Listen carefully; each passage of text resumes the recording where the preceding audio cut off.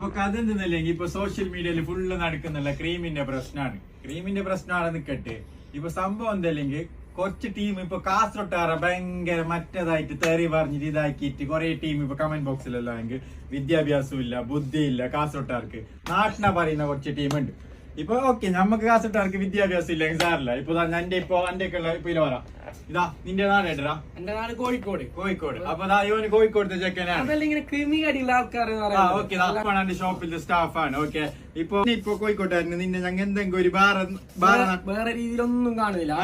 നീ കോഴിക്കോട്ടായിരുന്നല്ലോ ഞങ്ങൾ ബാറന്നായിട്ട് വെച്ചിട്ടുണ്ടോ? അങ്ങനെ നിന്റെ നാട്ടിന് എന്തെങ്കിലും കുറ്റം പറഞ്ഞാ? ഒരു കുറ്റവും പറയുന്നത് അല്ല, ക്രിമി കടിന്റെ ടീംസ് പറയുന്നത് അതേപോലെയാണ്. നമ്മ ഒരു നാട്ടിനെ കുറ്റം പറയാൻ നിന്നിട്ടില്ല. നിങ്ങൾക്ക് വിദ്യാഭ്യാസം ബുദ്ധിയുള്ള നിങ്ങൾക്ക് പൊരിക്കാറ് നിങ്ങൾക്ക് നല്ലത് പറഞ്ഞു തന്നിട്ടേ ഇത്തക്കുള്ള പൈതലെടുക്കാണെന്ന് മറ്റത് മറിച്ചത് മയിര് പൂന്തോട്ടം അത് ഇത് നല്ല പറഞ്ഞിട്ട് കമന്റ് ഇടുന്ന അല്ലെ. നമ്മക്ക് ഉപ്പ അമ്മമാരൊന്നും അങ്ങനെ പഠിപ്പിച്ച് തന്നിട്ടാ. അപ്പൊ ചിന്തിക്ക്, ഇതിനെ ക്രീം ആകുമ്പോക്ക് ഇപ്പൊ ഒരു ബിസിനസ് ആകുമ്പോക്ക് അതിനെ പ്രൊമോട്ട് ആക്കിയിട്ട് ഇപ്പൊ ഒരു സാധനം വിറ്റിട്ട് പോകണമെങ്കിൽ അതിന് പ്രൊമോട്ട് ആക്കണോ? അതിപ്പോ ഒരു സ്ഥാപനത്തിൽ ഇപ്പൊ വിറ്റിട്ട് പോകണമെങ്കിൽ എന്തെങ്കിലും പ്രൊമോട്ട് ആക്കണം. വലിയ നടന്മാരോടൊപ്പം പ്രൊമോട്ട് ആക്കിയിട്ടാണ് നിങ്ങൾക്ക് താല്പര്യം ഉണ്ടെങ്കിൽ മേങ്ങ്, ഇല്ലെങ്കിൽ വിട്ടിട്ട് പോ.